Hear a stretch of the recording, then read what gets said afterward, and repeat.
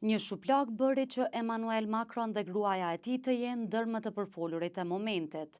Ngjarja ndezi sërish vëmendjen ndaj çiftit presidencial francez, por për te zhurmës mediatike, historia e tyre e dashurisë mbetet një nga më të pazakontat në skenën politike botërore. Gjithçka nisi kur Macron ishte vetëm 15 vjeç. Në atë kohë Bridget ishte mësuesja e tij, një grua 24 vite më e madhe, e martuar dhe nën e 3 fëmijëve.